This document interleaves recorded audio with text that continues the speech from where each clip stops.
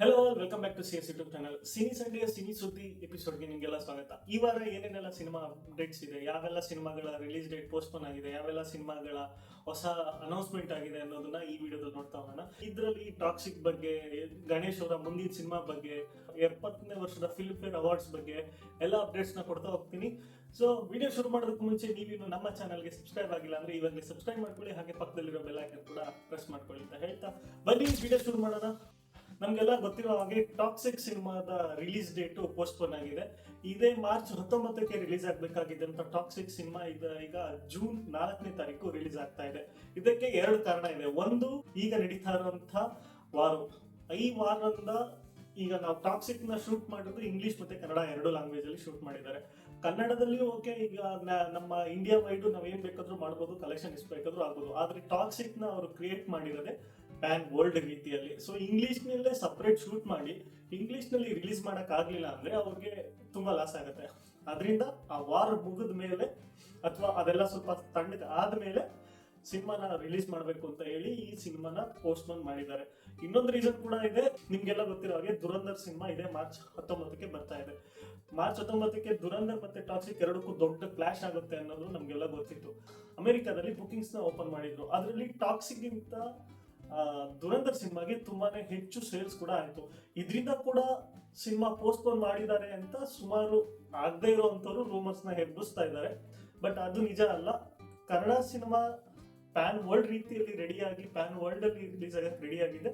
ಆ ವರ್ಲ್ಡ್ ಅಲ್ಲಿ ನಡೀತಾ ಇರುವಂತ ಈ ಕೆಲವೊಂದು ಸಮಸ್ಯೆಗಳಿಂದ ಈ ಸಿನಿಮಾ ರಿಲೀಸ್ಗೆ ಪೋಸ್ಟ್ಪೋನ್ ಆಗಿದೆ ಹೊರತು ಬೇರೆ ಯಾವುದೋ ರೀಸನ್ ಇಲ್ಲ ಅಂತ ನಾನು ಅನ್ಕೊಂತೀನಿ. ಇದು ತುಂಬಾ ಒಳ್ಳೆ ಮೂವ್ ಅಂತಾನೆ ಹೇಳ್ತೀನಿ. ಯಾಕಂದ್ರೆ ಇದರಿಂದ ಕನ್ನಡ ಇಂಡಸ್ಟ್ರಿಯಲ್ಲಿ ಅಂದ್ರೆ ಈ ಟಾಕ್ಸಿಕ್ ಸಿನಿಮಾದ ಕಲೆಕ್ಷನ್ ಅಲ್ಲಿ ಯಾವುದೇ ಮೋಸ ಅಂತೂ ಆಗಲ್ಲ, ದೊಡ್ಡ ಮಟ್ಟಕ್ಕೆ ಕಲೆಕ್ಷನ್ ಆಗುತ್ತೆ. ಅದರಿಂದ ಇದೊಂದು ಒಳ್ಳೆ ಮೂವ್. ಸೊ ನೆಕ್ಸ್ಟ್ ಮುಂದಿನ ಅಪ್ಡೇಟು, ರಿಚರ್ಡ್ ಆಂಟೋನಿ. ನಮ್ಗೆಲ್ಲ ಗೊತ್ತಿರೋ ಹಾಗೆ ರಕ್ಷಿತ್ ಶೆಟ್ಟಿ ಅವರು ತುಂಬಾ ದಿನಗಳಿಂದ ಕಣ್ಮರೆ ಆಗೋಗಿದ್ದಾರೆ. ಅವರು ಈ ರಿಚರ್ಡ್ ಆಂಟೋನಿ ಸಿನಿಮಾ ಮೇಲೆ ರೈಟಿಂಗ್ ಅಲ್ಲಿ ತುಂಬಾ ಬಿಸಿ ಇದ್ದಾರೆ ಅಂತ ಗೊತ್ತು.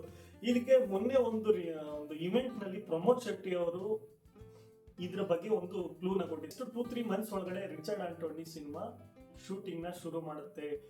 ಪೋಸ್ಟ್ ಪ್ರೊಡಕ್ಷನ್ ವರ್ಕ್ಸ್ ಆಲ್ರೆಡಿ ಶುರು ಆಗಿದೆ. ಸೊ ಇನ್ 2-3 ತಿಂಗಳೊಳಗಡೆ ಶೂಟಿಂಗ್ ಶುರು ಆಗುತ್ತೆ ಅಂತ ಒಂದು ಗುಡ್ ನ್ಯೂಸ್ ನ ಕೊಟ್ಟಿದ್ರು.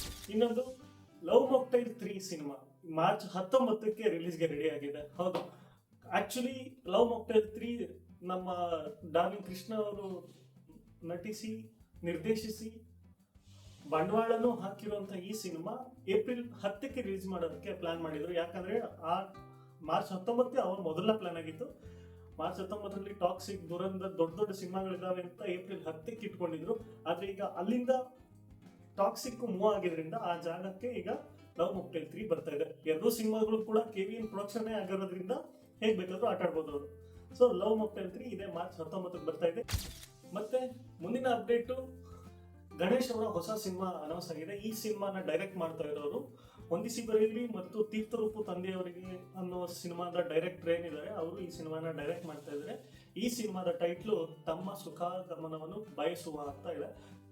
ಈ ಡೈರೆಕ್ಟರ್ ಮೇಲೆ ನಂಗೊಂದು ಒಳ್ಳೆ ಹೋಪ್ ಇದೆ. ಒಂದು ಒಳ್ಳೆ ಬರವಣಿಗೆ ಇರುವಂತಹ ಡೈರೆಕ್ಟ್ರು. ಈ ಸಿನಿಮಾ ಕೂಡ ಒಂದು ಒಳ್ಳೆ ರೀತಿಯಲ್ಲಿ ಇರುತ್ತೆ ಅಂತ ಅನ್ಸುತ್ತೆ. ಮುಂದಿನ ನ್ಯೂಸು, ಧೀರನ್ ರಾಮ್ಕುಮಾರ್ ಅವರ ಪಬ್ಬರ ಸಿನಿಮಾ ಶೂಟಿಂಗ್ ನಡೀತಾ ಇದೆ. ಈ ಸಿನಿಮಾದಲ್ಲಿ ನಮ್ಮ ರವಿಶಂಕರ್ ಅವರ ಬ್ರದರ್ ಅಯ್ಯಪ್ಪ ಅವರು ಈ ಸಿನಿಮಾದಲ್ಲಿ ಪೊಲೀಸ್ ಪಾತ್ರದಲ್ಲಿ ಕಾಣಿಸ್ಕೊಂತಾ ಇದ್ದಾರೆ. 14 ವರ್ಷ ಆದ್ಮೇಲೆ ಇವರು ಮೊದಲನೇ ಬಾರಿಗೆ ಕಟಿಂಗ್ ಮತ್ತೆ ಶೇವಿಂಗ್ ನ ಮಾಡಿಸ್ತಾ ಇದ್ದಾರೆ ಒಂದು ಪೊಲೀಸ್ ಪಾತ್ರಕ್ಕೋಸ್ಕರ. 14 ವರ್ಷದಿಂದ ಮೇಂಟೈನ್ ಮಾಡಿದ್ದಾರೆ ಅಂದ್ರೆ ಗ್ರೇಟ್. ಅದರಲ್ಲಿ ಇದೊಂದು ಸಿನಿಮಾಗೋಸ್ಕರ ಅಷ್ಟು ಇದನ್ನ ಮಾಡಿದ್ದಾರೆ ಅಂದ್ರೆ ಈ ಸಿನಿಮಾದ ಮೇಲೆ ಒಂದೊಳ್ಳೆ ಹೋಪ್ ಅಂತೂ ಇದೆ. ಈ ಸಿನಿಮಾ ಯಾವ ರೀತಿ ಇರುತ್ತೆ ಏನು ಅನ್ನೋದು ಮುಂದೆ ಕದ್ ನೋಡ್ಬೇಕಾಗಿದೆ. ಮತ್ತೆ 70ನೇ ಫಿಲ್ಮ್ ಫೇರ್ ಅವಾರ್ಡ್ಸ್ ಅನೌನ್ಸ್ ಆಗಿದೆ. ಈ ಅವಾರ್ಡ್ ನಲ್ಲಿ ಕನ್ನಡದ ಅತ್ಯುತ್ತಮ ಚಿತ್ರವಾಗಿ 2024ರ ಲಿಸ್ಟ್ ನಲ್ಲಿ ಬರುವಂತಹ ವಿವರ. ಅತ್ಯುತ್ತಮ ಚಿತ್ರವಾಗಿ ಶಾಕಾಹಾರಿ ಸಿನಿಮಾಗೆ ಸಿಕ್ಕಿದೆ. ಇದರ ನಿರ್ದೇಶಕ ಬಂದು ಸಂದೀಪ್ ಸುಕನ್ ಅಂತ ಹೇಳ್ಬಿಟ್ಟು. ಅತ್ಯುತ್ತಮ ನಿರ್ದೇಶಕ ಆಗಿ ಪೃಥ್ವಿ ಕೋಣನೂರ್ ಅವ್ರಿಗೆ ಸಿಕ್ಕಿದೆ. ಇದು ಸಿನಿಮಾ 18 ಅನ್ನೋ ಸಿನಿಮಾಗೆ. ಅತ್ಯುತ್ತಮ ನಟ ಶ್ರೀಮುರಳಿಗೆ ಸಿಕ್ಕಿದೆ. ಇದು ಈ ವಾರದ ಸಿನಿ ಅಪ್ಡೇಟ್ಸ್. ಮುಂದಿನ ವಾರ ಮತ್ತೆ ಸಿಗ್ತೀನಿ. ಇದೇ ರೀತಿ ಮತ್ತೊಂದಷ್ಟು ಸಿನಿಮಾ ಅಪ್ಡೇಟ್ಸ್ಗಳನ್ನ ತರ್ತೀನಿ. ಅಲ್ಲಿವರೆಗೂ ಕಾಯ್ತಾ ಇರಿ ಅಂತ ಹೇಳ್ತಾ ಸಿಗೋಣ. ಬಾಯ್. Signing off CS.